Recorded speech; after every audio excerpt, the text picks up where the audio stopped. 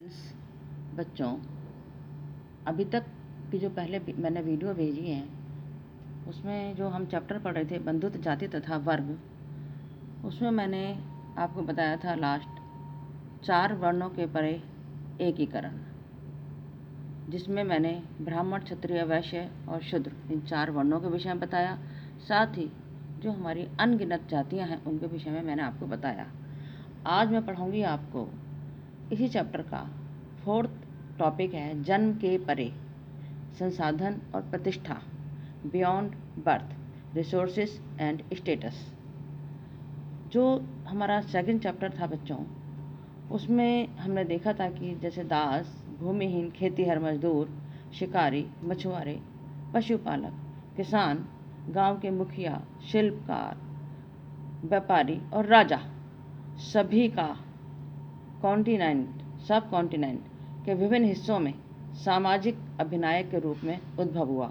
यानी ये सब समाज का एक पार्ट थे। इन सब से मिलकर के एक समाज का निर्माण हुआ और उनके सामाजिक स्थान इस बात पर निर्भर करते थे कि आर्थिक जो इकोनॉमिक रिसोर्सेज थे उन पर इनका कितना नियंत्रण था।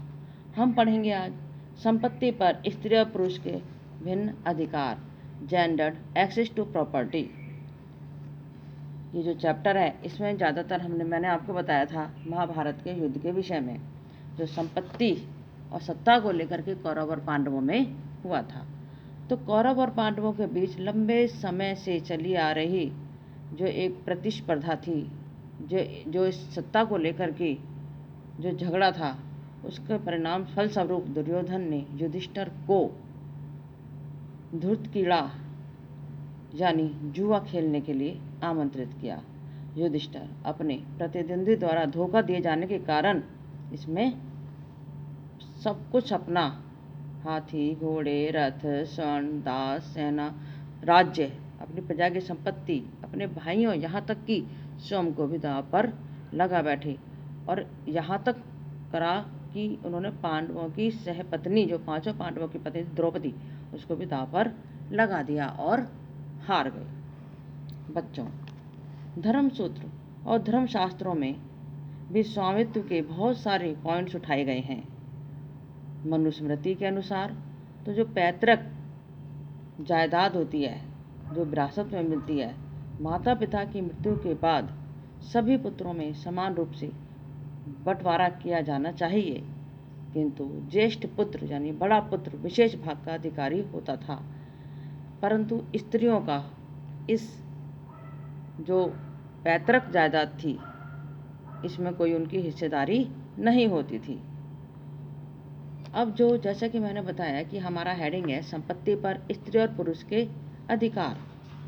तो अब स्त्री और पुरुष के अधिकार कैसे कैसे थे अलग अलग। विवाह के समय मिले हुए उपहारों पर स्त्रियों का अधिकार होता था, इसे स्त्री धन कहा जाता था। इस संपत्ति को उनकी संतान विरासत के रूप में प्राप्त कर सकती थी, परंतु पति का इस पर कोई अधिकार नहीं होता था। समझ आ गया। महिलाओं को जो उपहार मिलते थे विवाह के समय पर वो स्त्री धन कहलाता था। उसके बच्चों को तो मिल जाती थी, लेकिन उसके पति का उस पर कोई अधिकार उस समय नहीं होता था। मनुस्मृति के अनुसार यहाँ तक था कि पति की आज्ञा के बिना महिलाएं, जैसे कि महिलाओं को ज़्यादातर आदत होती है थोड़ा सा पैसा इकट्ठा करने की, छुपा करके, उस समय ऐसा करना गलत था। वैसे तो ये कहा जाता है कि महिलाएं संपत्ति की स्वामिनी नहीं थी, अधिकारिणी नहीं थी, लेकिन हमें प्रभावती गुप्त के विषय में पता चलता है कि प्रभावती जो गुप्त थी वो उनके पास बहुत सारे ऐसे अधिकार थे। ये बातें हमें अभिलेखों से और साहित्यिक जो बातें हमें लिखी हुई मिली हैं साहित्य में, उससे भी पता चलता है। सामान्यतः भूमि, पशु और धन पर पुरुषों का ही अधिकार होता था। बच्चों, ये किस समय की बात बता रही मैं आपको? लगभग 600 ईसा पूर्व से 600 ईस्वी के बीच की मैं आपको ये बात बता रही हूँ। स्त्री और पुरुष के किस प्रकार संपत्ति पर अलग अलग अधिकार थे किस किस तरह से ये संपत्ति इकट्ठा कर सकते थे। जैसे पुरुषों के लिए मनुस्मृति के अनुसार क्या है कि उनको अपना धन इकट्ठा करने के 7 तरीके थे। एक तो जो उनको विरासत में मिलती थी, दूसरा कहीं से खोज करके, खरीद करके, किसी दूसरे राज्य पर विजय प्राप्त करके, या इन्वेस्टमेंट करके, या अन्य कोई कार्य द्वारा, या कुछ लोगों ने उनको भेंट दी है। ये वो तरीके हैं मनुस्मृति के अनुसार जिसके द्वारा पुरुष संपत्ति इकट्ठा करते थे। अब मनुस्मृति के अनुसार महिलाएं कैसे संपत्ति इकट्ठा करती थी, उसके भी 6 तरीके हैं। पहला, शादी के समय तथा विदा के समय मिली हुई भेंट। कई बार स्नेह यानी प्यार से भाई, माता, पिता कुछ उपहार देते, वो चीज़ें। इसके अलावा पहले से उसके पास जो कुछ भी भेंट उपहार थे, या उसका पति खुश होकर के उसको देता था। ये थे महिलाओं की संपत्ति इकट्ठा करने के तरीके। जैसे प्रश्न भी कई बार आता है कि 6ठी शताब्दी ईसा पूर्व से 6ठी शताब्दी ईस्वी में स्त्री और पुरुष किस प्रकार अपनी संपत्ति इकट्ठा कर सकते थे, तुलना कीजिए, अंतर बताइए। तो अब हमारा बच्चों आपको समझ आ गया होगा संपत्ति पर स्त्री और पुरुष के अलग अलग अधिकार किस प्रकार थे। अब अगला हेडिंग है हमारा वर्ण और संपत्ति के अधिकार, वर्ना एंड एक्सेस टू प्रॉपर्टी। ब्राह्मणीय ग्रंथों के अनुसार संपत्ति पर अधिकार का एक और आधार वर्ण था।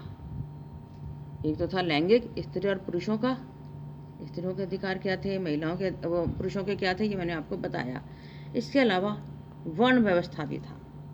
जैसे शूद्रों के लिए एकमात्र जीविका, यानी वो अपने परिवार का पालन पोषण जो करते थे, वो कहाँ से मिलता था उनको पैसा, वो उनको तीनों वर्णों की, ब्राह्मण, क्षत्रिय और वैश्य, इनकी सेवा करके मिलता था। इस समय चाहे इनकी इच्छा हो काम करने की, इनकी सेवा करने की, इन तीनों वर्णों की चाहे नहीं हो। परंतु इसके विपरीत ये जो अन्य 3 वर्ण थे, ब्राह्मण, क्षत्रिय और वैश्य, इनके पास बहुत सारे रिसोर्सेज थे, बहुत सारे संसाधन थे पैसा इकट्ठा करने के, अपनी जीविका को चलाने के लिए। ब्राह्मण और क्षत्रिय सबसे धनी व्यक्ति होते थे। साहित्यिक परंपराओं में पुरोहित और राजाओं का वर्णन मिलता है, जिसमें राजा अधिकतर धनी दिखाए गए हैं, पुरोहित भी धनी दिखाए गए हैं। हालांकि कहीं कहीं पर जो ब्राह्मण होते थे उनको गरीब भी दिखाया हुआ है। एक और स्तर पर जहाँ समाज के ब्राह्मणी दृष्टिकोण को धर्मसूत्र धर्मशास्त्र में संहिताबद्ध किया जा रहा था। मैंने आपको बच्चों बताया था पिछले वीडियो में, धर्मसूत्र और धर्मशास्त्र ये क्या थे, ये संस्कृत में ब्राह्मणों द्वारा लिखे गए थे, जिसमें कुछ नियम कानून थे जिनका ब्राह्मणों और समाज के अन्य लोगों को पालन करना आवश्यक था। इन धर्मसूत्र और धर्मशास्त्रों में वर्ण व्यवस्था की आलोचना प्रस्तुत की गई है। बौद्ध धर्म में, जो बौद्ध धर्म लगभग 6ठी शताब्दी ईसा पूर्व का जो हमने पढ़ा पीछे, बौद्धों ने तो इस बात को स्वीकार किया कि समाज में विषमता थी। किसमें? ब्राह्मण, क्षत्रिय, वैश्य और शूद्र, यानी वर्ण व्यवस्था के आधार पर काफ़ी डिफरेंसेस थे, किंतु ऐसा नहीं था कि ये नैसर्गिक थे, यानी ये ईश्वर द्वारा प्रदान नहीं किए गए थे, ईश्वर ने नहीं बनाया था। ठीक है। हालांकि धर्मसूत्र धर्मशास्त्रों में तो ये था कि ये जो 4 वर्ण थे, ये जन्म के आधार पर भी था। जिन्होंने फिर जिस वर्ण में जन्म ले लिया, पहले तो जो कार्य करते थे उसी वर्ण के कहलाए। जैसे ब्राह्मण अध्ययन अध्यापन, क्षत्रिय रक्षा का काम, वैश्य व्यापार और शूद्र तीनों वर्णों की सेवा करना। ठीक है। और फिर जिस बच्चे ने जिस परिवर्ण में जन्म लिया वो उसी वर्ण का कहलाया। परंतु बौद्धों ने जन्म के आधार पर इस व्यवस्था को स्वीकार नहीं किया। समाज में अन्य संभावनाएं भी थीं, जहाँ पर कुछ दानशील व्यक्ति होते थे जो खूब दान दिया करते थे, उनका समाज में सम्मान किया जाता था। अब कुछ ऐसे थे जो लालची होते थे, जिनको अब दूसरों से कोई मतलब नहीं था, कोई दान धर्म नहीं करना था, वो अपने लिए ही संपत्ति इकट्ठी करते थे। समाज उनको घृणा की दृष्टि से देखता था। प्राचीन तमिलकम साहित्य में भी ऐसा बताया हुआ है। जैसा कि हमने चैप्टर 2 में पढ़ा था कि 2000 वर्ष पहले अनेक सरदारियाँ, चोल, चेर, पांड्य, ये मैंने आपको बताया था बच्चों, अनेक सरदारियाँ थीं। यह सरदार, इन पर शासन करने वाले सरदार कहलाते थे। ये अपनी प्रशंसा में चारण, भाट और कवियों को आश्रय दिया करते थे, जो इनकी प्रशंसा में कुछ ना कुछ लिखा करते थे और गा गा करके सुनाया करते थे। तमिल भाषा का संगम साहित्य किसे कहते हैं बच्चों? संगम साहित्य कहते हैं जैसे कि बहुत पहले के समय में ऋषि मुनि क्या करते थे, नदियों के किनारे, ठीक है, सारे इकट्ठे होते थे और मिल बैठ करके जो साहित्य लिखा करते थे उसको संगम साहित्य कहते हैं, और एक दूसरे की बातों को उसमें लिखा करते थे। और संगम साहित्य से हमें सामाजिक और आर्थिक संबंधों के विषय में भी पता चलता है।